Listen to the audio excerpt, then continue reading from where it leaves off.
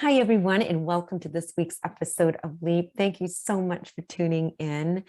We have a special guest with us today, and it's going to be a hard conversation. So if you need some extra support, please make sure that you have somebody that you can talk to after this episode.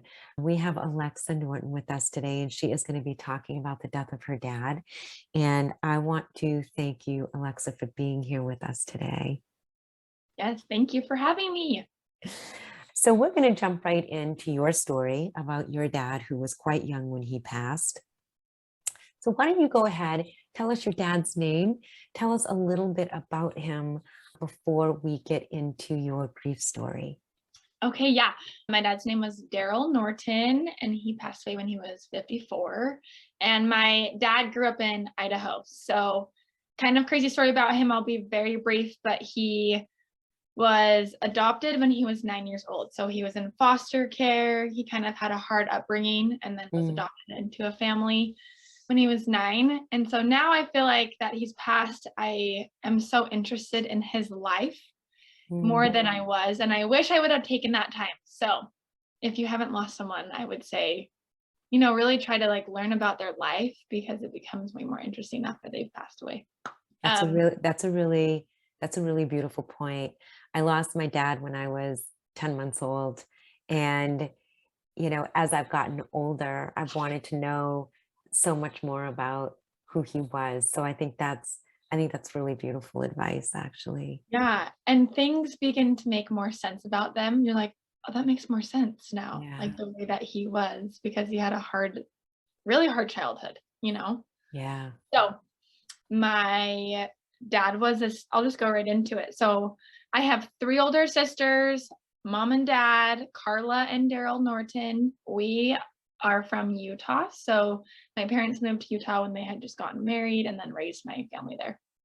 So we were a family of skiers. We skied a lot growing up, and my mom, she worked at a ski resort just teaching yoga classes, just so we could all have a cheaper pass. And she actually still works at a ski resort to this day, even after the incident that happened with my dad. So I think that's really brave of her. So May 3rd of 2017, my dad woke up and he went skiing, and he was all by himself. My mom was supposed to meet him up at the mountain, and she was on her way. But all we found out from the autopsy, so no one was there, no one saw it happen, but what we were told is that he probably hit a lip while he was skiing or something. He didn't hit a tree or anything like that. And he had really bad neck pain and bad neck injury when I was a little girl, and he broke his neck and he died instantly.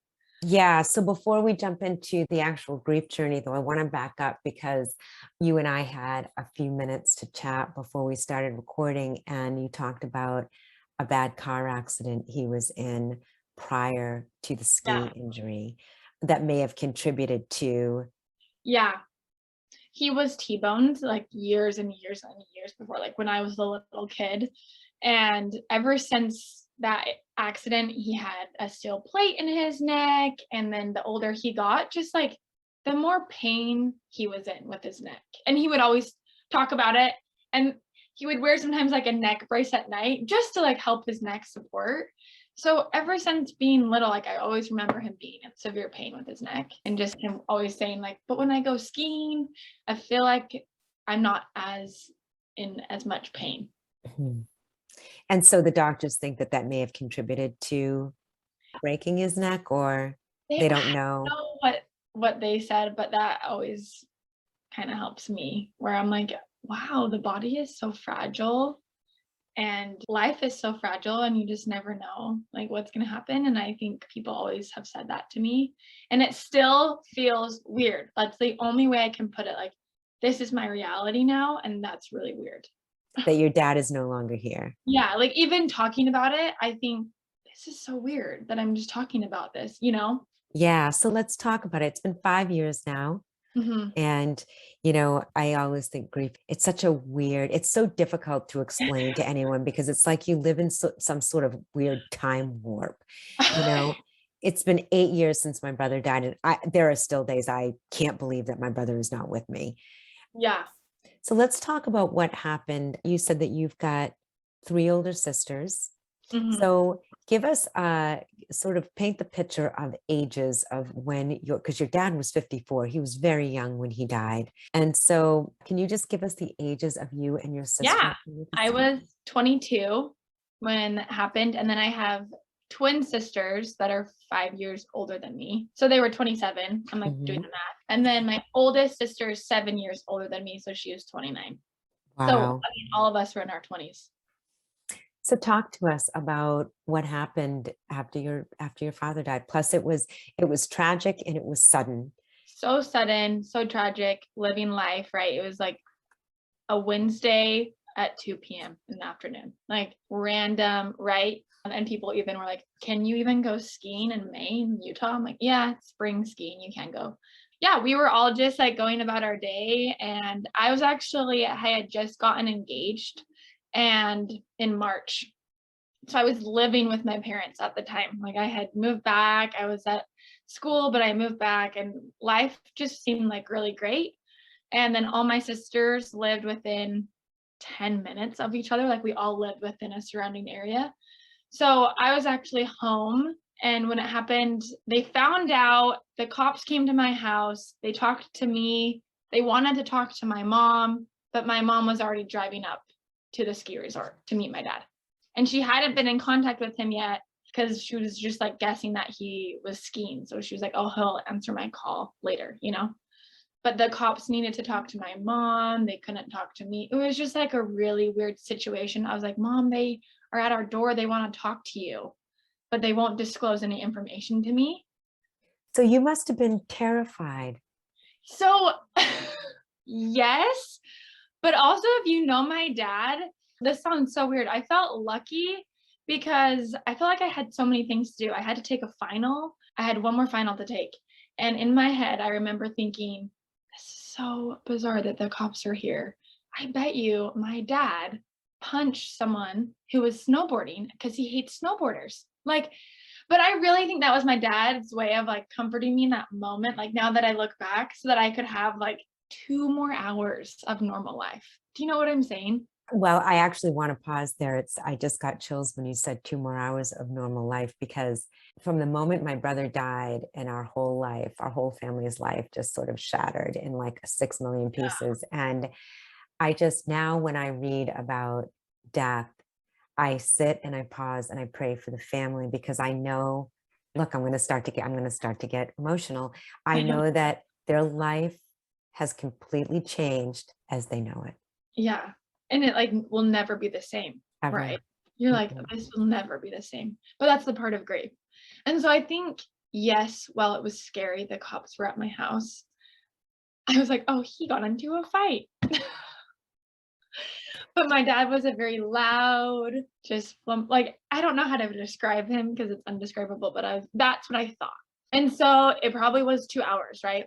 30 minutes to like get up there. My mom probably talked to someone. She didn't call any of us. And I think that was her way of coping, is she found out they wanted to drive her down the mountain, but she's like, no, I don't want a stranger in my car, like after hearing what you guys just told me. So then my mom got home, and in my house, when she walked into the door, you can't see where I was sitting like the kitchen. You can hear the door open, but you can't see someone. So I had just finished taking my final and I didn't hear my dad. And I knew in that moment, I don't know, that was the weirdest thing. I think I knew, like, oh my gosh, like my dad's not here. It was like so silent. And my mom came around the corner and we just locked eyes. And it's really weird to explain it because I think in that moment I knew before she told me. So then she told me what had happened. And it's weird how grief just kind of like brings you to your knees. We both just like fell onto the ground. And I was like, this doesn't make any sense. Like, where is he? Like, what do you mean he's gone? Like, I don't understand.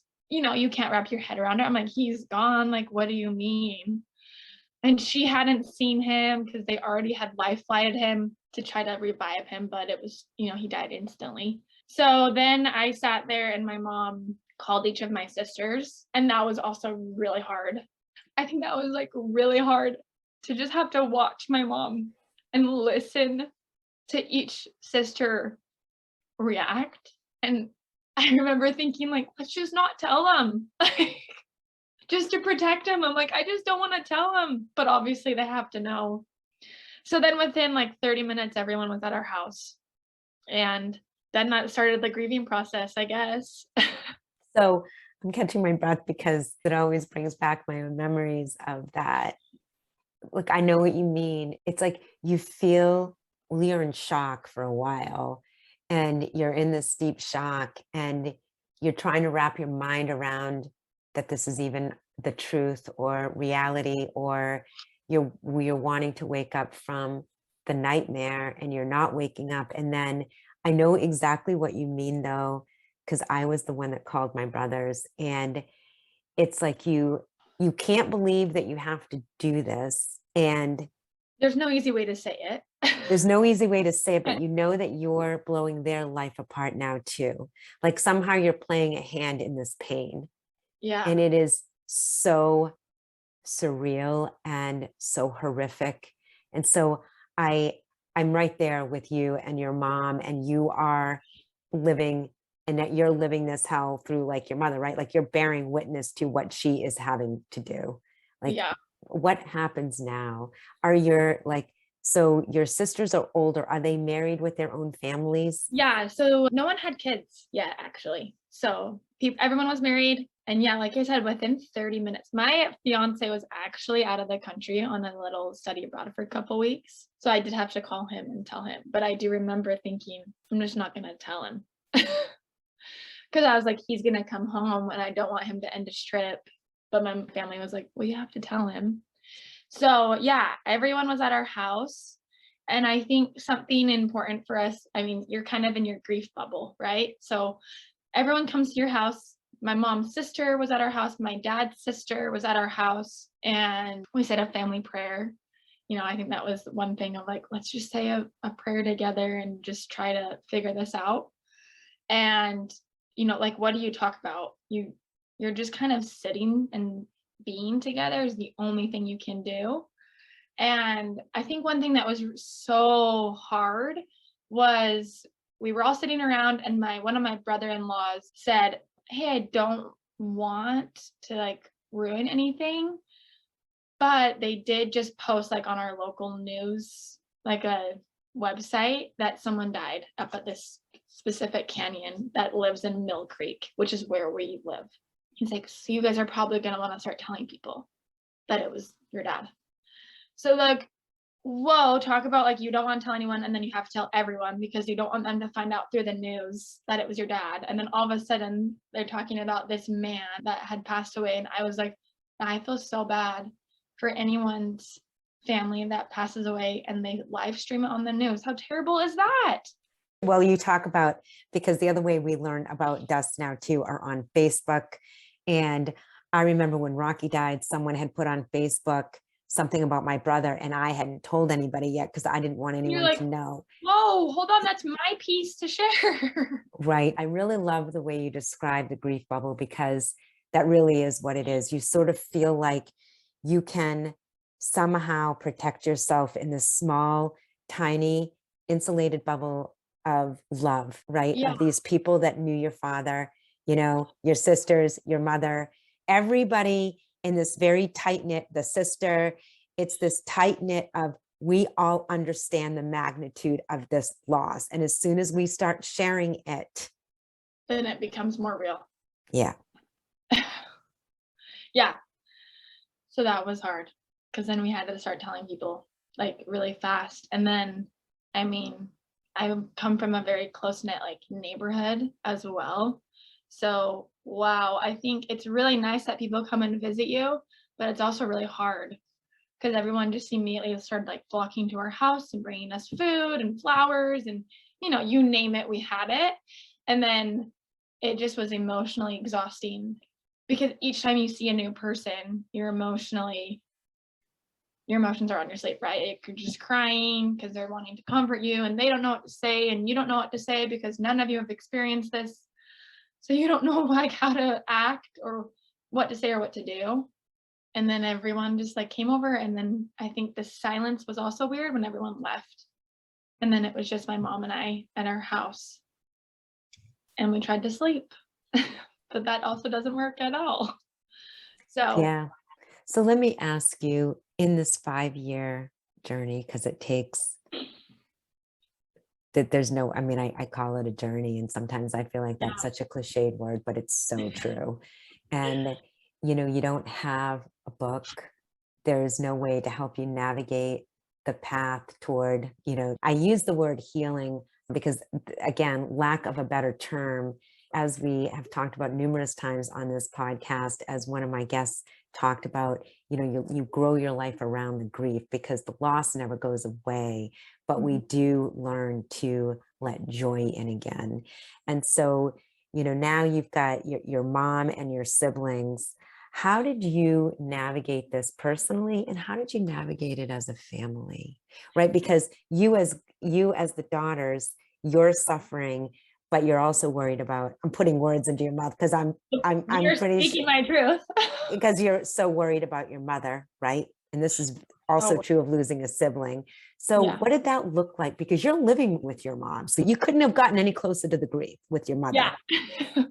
So here's what's also crazy. So we got engaged, and then my dad passed away in May, and we got married in July. And I remember people would say, like, "Are you still going to get married?" And I didn't realize that was even an option, like, to not get married. I was like, "Wait, what do you mean? Like, still getting married?" And I was very blunt at times, and I was like, "What do you mean still getting married? Like, my dad's not coming back. Like, I want him to come back, but what am I gonna wait for?" So we still went through with our wedding, and it was a really happy and sad day. And I mean, we're really grateful, obviously, that we did. And then we ended up living with my mom because I just couldn't leave her. And I think everyone's like, "That's so nice of you that you live with your mom." And I'm like, "Oh, yeah. I think I did it also for myself because I needed healing and I needed to be with my mom." So, in my head, for dealing with grief, I feel like at first I did it to be with my mom, but it was such a healing time. We lived there for 4 years. Well, and I was going to say that was really close, right? I mean, because a marriage is such a monumental day. Your dad walks you down the aisle, like the whole thing, like your father Yeah, was there everywhere, right? I mean, yeah, just everywhere. yeah, So, and what you said is pretty powerful, that you had to hold two opposing feelings at the same time, this intense joy and this intense, profound sadness. yeah, And, you know, and and I think that probably when people said, "Are you still going to get married?" what they really meant is, are you going to let some time pass so that you can have some of this healing happen? yeah. And, but I think it's so incredible that you and your husband decided to live with your mom, which, what was that like? Because really, it's grief, like I said, losing somebody changes everything, Yeah. and so what was that experience like Oh for my gosh. you? Yeah. Everyone says, right, like the first year of marriage is so hard. They're like, "Oh, it's so hard, like you learn so much." And I like to say, like, no, my first year of marriage was double hard. Like I had just lost my dad. My sweet, sweet husband was like, "Yeah, we can live with your mom." Like, what kind of guy is like, "Yeah." And he was so great. Like, he was so great. He was always very helpful and always willing. And I think living with my mom was exactly what I needed for that process because it takes so much time. And so for the circumstances, it was the best thing for the hardest thing that we were going through. And what an incredible husband. I know. He is so great to be able to do that. And it was just so nice to be close to family because, like you said, it takes so much time. But I will say, sorry, because I'm trying to answer your question of how we've dealt with grief. No, this is all part of it, though. This is, Yeah. it's complex. And I think just, and even for listeners listening to this are probably like, wow, I can't believe they were able in their first year of marriage. Just, Oh, I quite frankly think I just think it's so beautiful because my mother was my very best friend. I mean, my mom has been gone a couple of years now, but just what a mutual gift that had to have been both to you and to your mom. Yeah. And to your older sisters, right? Because Yeah. they probably were deeply worried about your mother and felt so much better that you were there, right? Yeah. Well, I remember one of my sisters who she had been married for a year, and she came to me and she's like, "Hey, we're thinking of moving in with mom just so we can help her with like mortgage, like whatever. Like we just want to move in with mom." And I was like, "That doesn't make sense. Like you guys already have an apartment. We were still looking for a place to live, figuring that out." And I was like, "We are gonna live with mom." And so I think she's like, "Okay, really?" I'm like, "Yeah, like that's what's settled. Like we're living with mom." So my dad actually, just to start with, this is a really incredible story. This is how we've kind of like dealt with our grief. Um, so the day that they pass away is a really hard day. Their birthday, anniversaries, anything like that is really hard. My dad, years and years ago, when he was 19, 20, he did a church mission and he lived in Peru for a couple years. So that was his safe space. He loved Peru. My mom and my dad had been back. He had been back. It was his goal and his dream to take us all there as a family after we were all married. So that was the plan. Like we were going to go probably the following summer. Well, plans change, things happen. And it was really hard because my mom knew that he would never be able to see us all go. But we decided to go on the year mark of his passing away. And that was like the hardest, but the best thing we've ever done. So my dad was cremated, so we took some of his ashes with us, and we did a trek for 5 days, and we hiked over 50 miles, and we got to spread some of his ashes in Peru. And I think that was like one of the most beautiful experiences for us together, because the first year mark is, every year is so hard, but the first year mark is so hard just to realize that this is now your reality. And so it was the best thing we could do to honor him. That is beautiful. Because the honoring, I think, I actually talk about this. I have a whole chapter just around what it means to honor the person. I always think about how we move forward with them in our heart, right? Because that's what we do. We don't move on, we move forward with them. And the honoring those things, those different things that we do, no matter how big or how small, are so important for our own healing. And so I want to ask you, how has your dad's death changed you as a human being?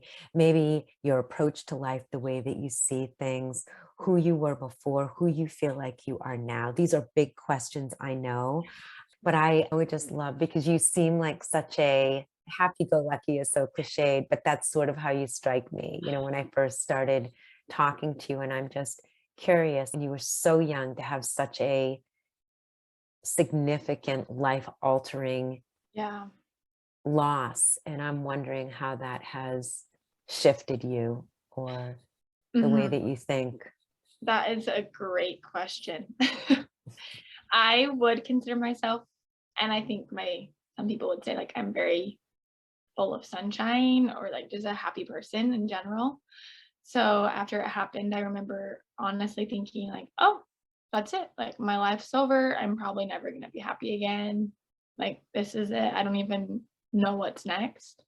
And I remember like smiling for the first time and laughing and feeling guilt. So if you feel guilt when you're happy, that's okay after you lose a loved one, because that's very normal.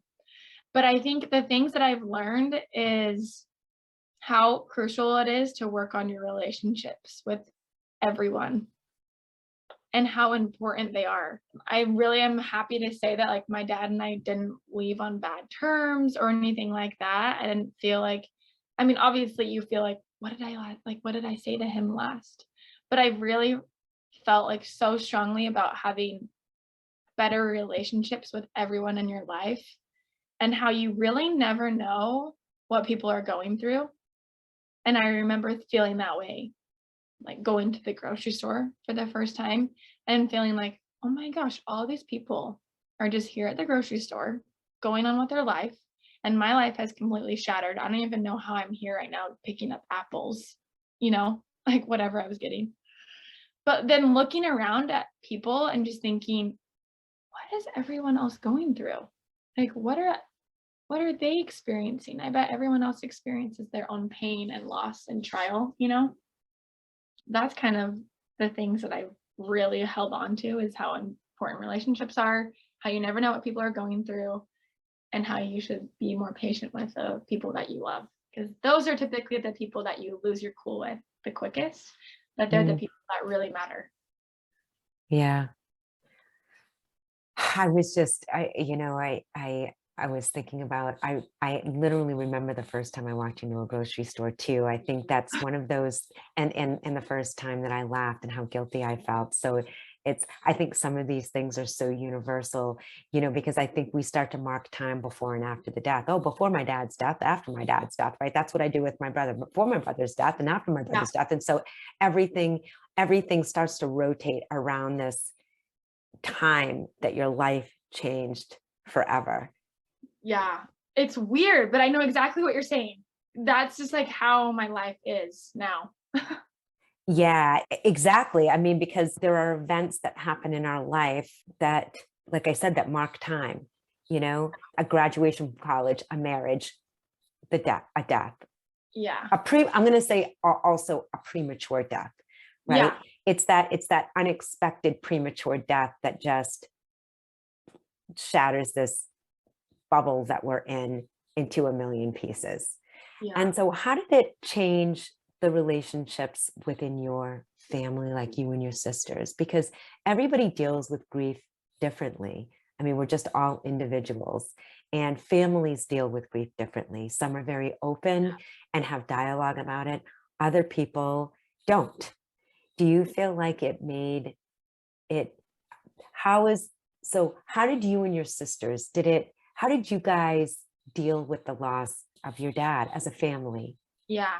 So I've already said this, but I'm the youngest. And when I was younger, I felt like the youngest by a long shot because my twin sisters are 5 years older than me. My older sister was 7 years older than me. And so my mom and dad would always sit me down and say, like, hey, there's going to come a time when you guys, like, the age gap is just going to get smaller. Like, you guys are going to be closer. I'm like, are you serious? Because right now, like, I'm in junior high and they seem like they hate my guts. Even though they didn't. Because I look back and honestly, my sisters and I we have been so close. Just all of us.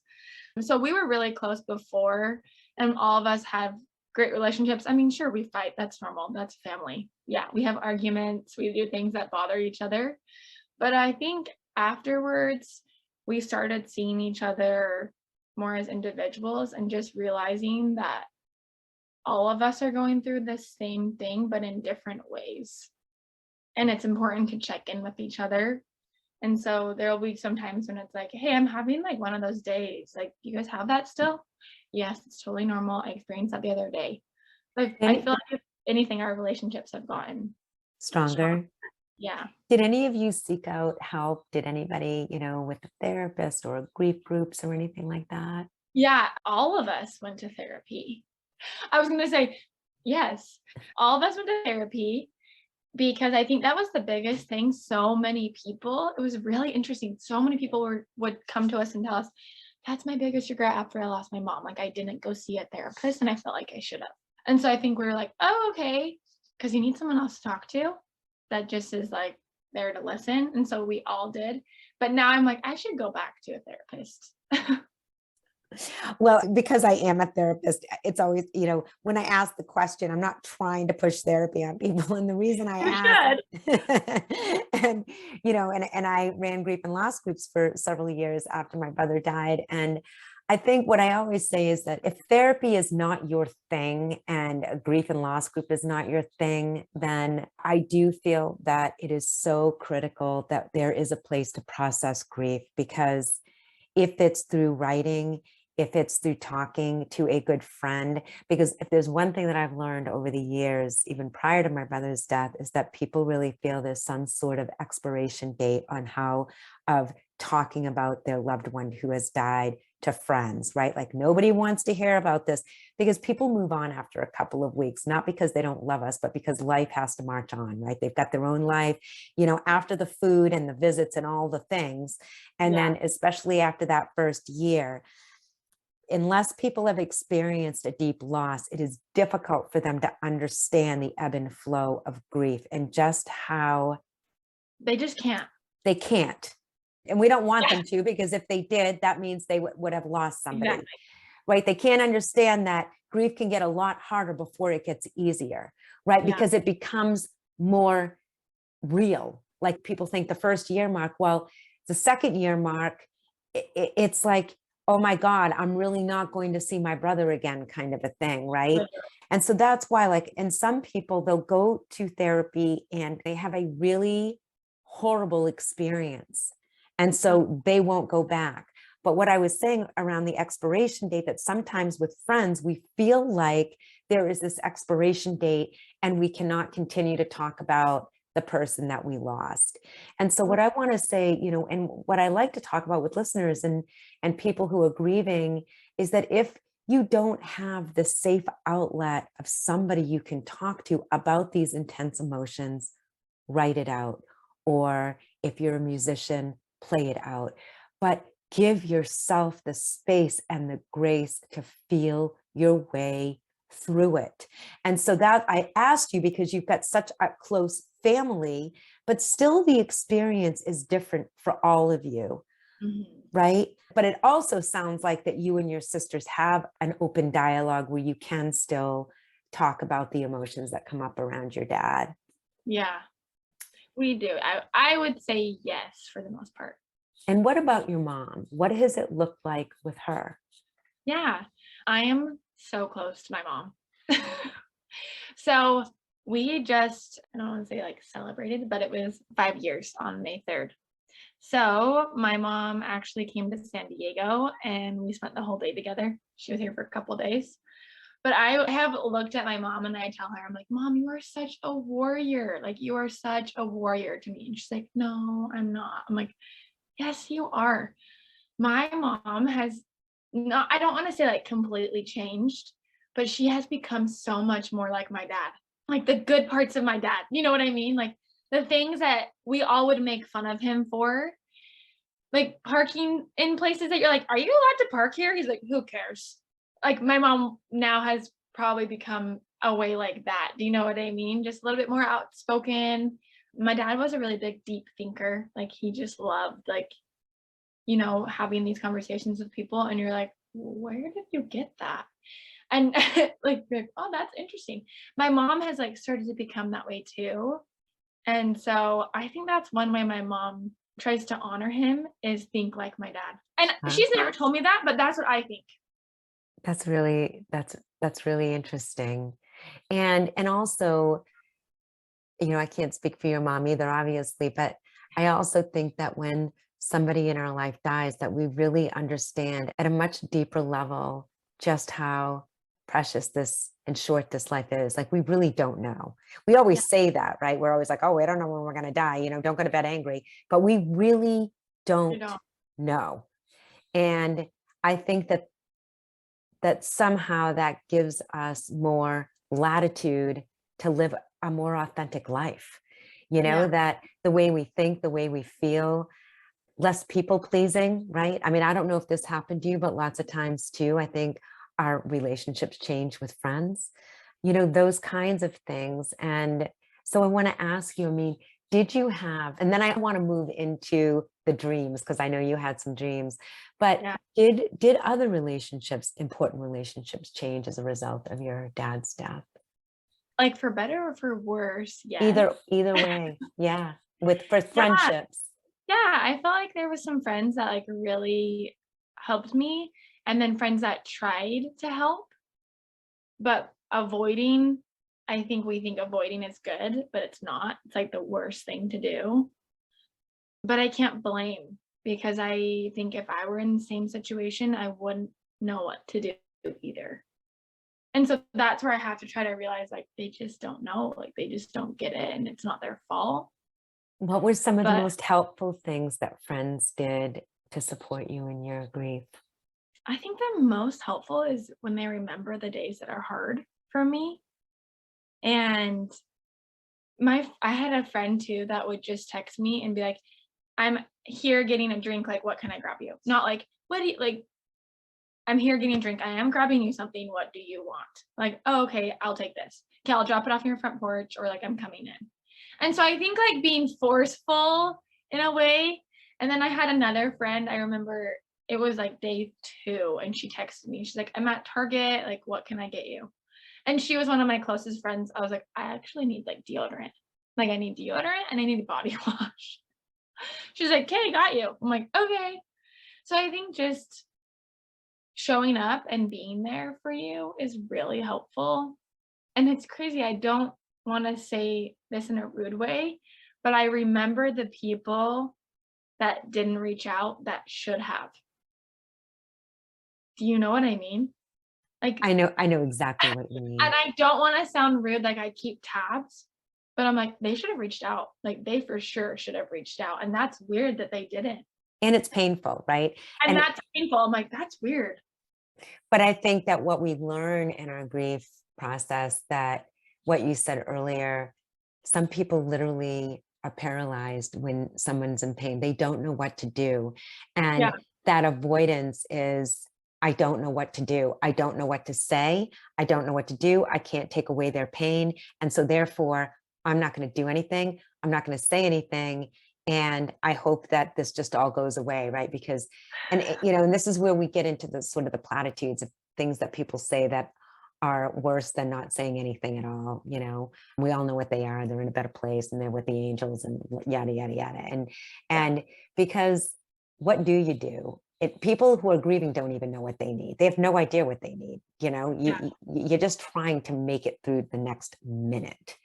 And so the person on the other side is like, do I give them space? Do I not give them space? Do I bring them food? Do I not Like, bring getting them a food? gift? It's so even, I mean, I've lived through this. I don't know what to do for people sometimes. It's hard, isn't it? It's I just know exactly. People will text me, they're like, "Hey, so and so, my friend just like da da da da." I'm like, "I don't know. I don't know." They're like, "But I'm like, "I don't know what they need." Everyone is so different. I don't know what to tell you. exactly. And so, what I have found is food is always the thing. This is what I say to people. I couldn't eat for weeks after my brother died. I mean, I would nibble. So I say, make something that people can freeze, Yes. right? Oh my Make gosh. I'm food. like, go in a month and give them food because that's when they need food and all the food they had to already throw away. Yep. It's so true. Yep. You start food trains, you do all the things. And if you feel the need, because again, we feel the need to do something. I'm Italian. I'm like, I'm going to make food. And so I'll make something like a shepherd's pie that you can freeze. You can cut it up into sections. You can freeze it by sections so people can take it out. Food is a biggie, but everybody gets the food in the first 2 weeks. And then there's too much food and no one's eating anyway because they just lost We something. literally had to throw away. I'm like, "Oh my gosh, this is terrible. We have to throw all this away." Another thing is, I think if it's a family or if it's just a dear friend, does this dear friend like massages? Can you buy them a massage that they can use at any time? There are all of these different, give them a gift certificate to the grocery store, something like that, just because as I said, if you have to do something, think about whatever it is that you're going to do. Can they use it at different times throughout the year? And it's not something that has to be used immediately. So because I know that people will call me too. I don't know what to say. I don't know what to do. And I'm like, it is such an individual thing when somebody is deep grieving. But the one thing that we can all do, every single one of us, is we can hold space for the person who's hurting. And this is what I say, the simplest thing is you don't have to do anything but listen. That's it. Yeah, like just That's yeah. it. I can sit with you, Alexa, and you can cry for a solid hour, and I'm going to sit here with you. And that's it. I can't fix it. Yeah. I remember it was just nice to have people in my house. Presence. Like, we don't need to talk. I just know that you're on my couch, and that makes me feel better. And that's my point, is that the simplest thing in your face, the easiest thing to do is just be present, right? Yeah. Oh my gosh, yes. Just like, please just come over and just sit at our house. So let's take the next few minutes because I know we're quickly running out of time. But you and I talked about your belief in the afterlife. And I asked you, have you had any signs? And you said, I've had dreams. Talk Yeah. to us. Yeah, I feel really lucky, and I feel like they're also very sacred too. So I never am like, oh, just like share all these. Do you know what I mean? Like this. I'm like, no, this is like something tender. But there is one dream that I always share because I think it's very meaningful and it means a lot to me. And it happened the night that I did finally fall asleep. So that's why I'm like, this is very like imprinted in my brain. I've written it down. But one thing that I do is I do have I call it my dad dream journal. So I just write any type of dream that I have with him. Sometimes they're just funny dreams where he's just there. Sometimes we do get to have a conversation, but it's very short because then he's like, oh, she knows she's dreaming, like ends ends the conversation. Um, but this was after everything had happened, everyone left our house. It was just my mom and I in our house. Very scary. I, just like feeling really alone and nervous for the future. And I slept in my mom and dad's bed. I was like, I don't want her to be alone. Like, I just cannot think of her being alone. And I don't want to be alone. I always go back to, I'm like, I didn't want her to be alone. I'm like, I didn't want to be alone. Right. It's mutually beneficial. Right? I always think I go back to that. I'm like, yeah, I lived with my mom for her. I'm like, no, for me, because I was very broken and I needed help. But it was one of those dreams where I woke up in the same space that I fell asleep in. Do you know those dreams where you're like, oh, this is like normal? Like I just fell asleep and I woke up. So that happened. So I felt like I wasn't dreaming. So I woke up, I walked out of my parents' bedroom. In your dream. This is In my all a dream. dream. Yeah, in my dream. So I'm like, oh, and I saw my dad sitting on one of our wooden kitchen chairs, but sitting in the living room where he could have been sitting on like the couch, but he was sitting on this wooden chair. And I remember seeing him and thinking, oh my gosh, okay. Like that was a crazy day. That was crazy. I thought my dad was gone. So I remember feeling like really relieved in my dream, like, oh my gosh, okay. My mom walked by and then he was like, Carla, you are so beautiful. Like he kept talking to my mom, like how beautiful she was, how amazing she was, like yada, yada. And then I kind of came to and I realized I was dreaming. So like, have you heard of like lucid dreaming, things like Of that? course. And that was a visitation dream is what it Yeah. sounds like. So I realize I'm dreaming and I'm like, oh my gosh. So I like quickly go up to my dad and my dad's wearing all denim. I don't know, just minor detail just to be funny. Denim like Levi's and a Levi's long sleeve top. I'm like, that is so random. And I come down in front of him and I kneel down on the ground so that we're like kind of face to face, like at eye level. And I look at him and I'm like, hey, like, what's going on? Like, this is so weird. I'm so sad. You've left us. Like, we don't know what to do. This is really hard for us. I just need you to know that. And I was holding on to his cheeks, like his face, like this. And he looked at me and he's like, oh, I didn't leave you. Like, you left me. And so I was like really taken back in the dream, like, what do you mean? And he kind of like laughed, not like crazy laugh, but just like, like a kind of like slightly giggle. And then I woke up. And so I really tried to interpret that dream. Like, what does that mean? Like, I was claiming to him, like, hey, you left us. I'm really mad at you. This is really hard. Like, we don't know what to do. We're really struggling. And he's like, no, you left me. So to me, I've interpreted it as like, this is not the end. There is a different life, whatever you want it to be. But I fully believe that we do have another life to live.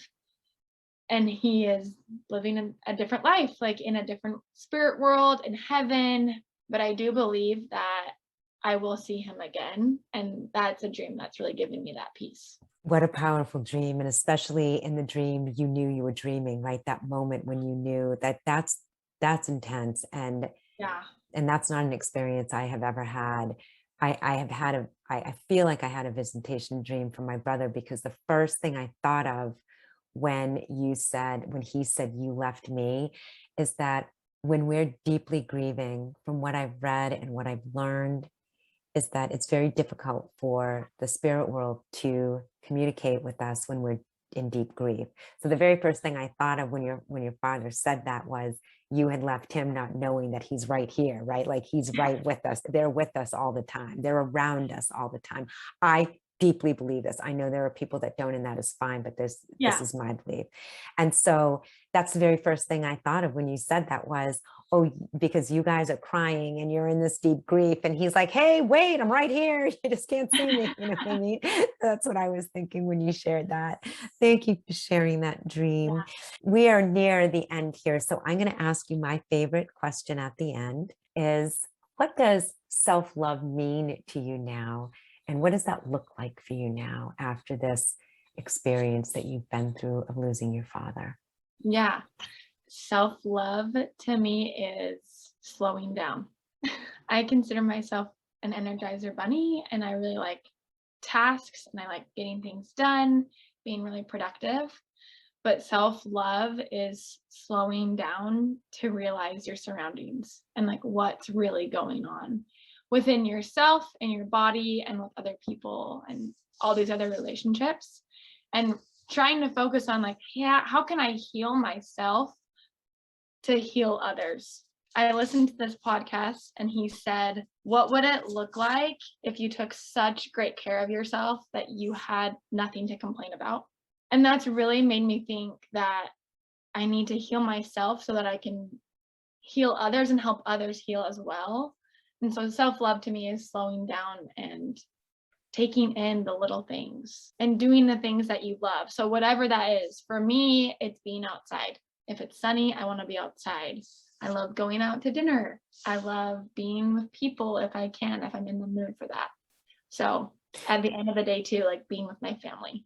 So I said one more question. I always do this, but it made me think about how that first time when you laugh and start to feel joy again, we can hold guilt. It's obvious that you let joy in again, because that is exactly what your father would want for you. Yeah. When did you begin allowing yourself to feel that deep joy again? I would say, honestly, in like June. So he passed away in May, and I went on a service humanitarian trip to Cambodia. And that was really hard to leave my family, but it was already planned. And I remember laughing and taking care of these kids and being with a different group. So it was still hard, but I remember feeling like deep joy and being like, okay, I can heal from this experience. It's going to be a long time, but I can heal. Alexa, thank you so much for sharing yourself and your story with us. And can you tell us where we can find your social media channels? I started a social media page. It's called Grief Shine, because I feel like there's two parts to me where I'm grieving and I'm also still shining. So I started that May of 2020. So May 3rd, the day my passed away. So it had been 3 years. And you can follow me there. I like to give a lot of like tips, like we talked about, how some people don't know what to do. I give some tips on there. So if you don't know how to help people, share that with your friends. And I just share a lot of my thoughts and feelings. Grief Shine, and that's Instagram, right? Yeah, just on Instagram. So Grief Shine. I love that. And oh God, and it goes back to this grief and joy. Yes, exactly what you're talking about. You can't have one without the other. You cannot have one without the other. We wouldn't know one without the other. And we can be doing both at the very same time. I think that's the biggest thing I've learned too. Like, it's okay to be sad and happy at the same time. That is normal. And your wedding, I think there is no example that could really punctuate that point more than going through with a wedding. And I loved what you said when you said, what am I waiting for? You know, what are we waiting for? This life is ours. Each moment is ours, and we have to grab it because we do not know when that will end. And so thank you so much for sharing this amazing story. Thank you for listening. Oh gosh, it was wonderful. All right. So everyone, thank you for tuning in, and we'll see you here again next week. Bye for now. Thank you so much for tuning in and listening. If you enjoyed this episode of Leap, please subscribe, share it with others, or leave a rating and review so others can benefit from this content. Be sure to check out the show notes for resources related to this episode. And to catch all the latest from me, you can follow me on Instagram at susan.casey. If you have a transformational story to share on grief and loss, please email me at leapwithsusan@gmail.com. Thanks again, and I'll see you next time.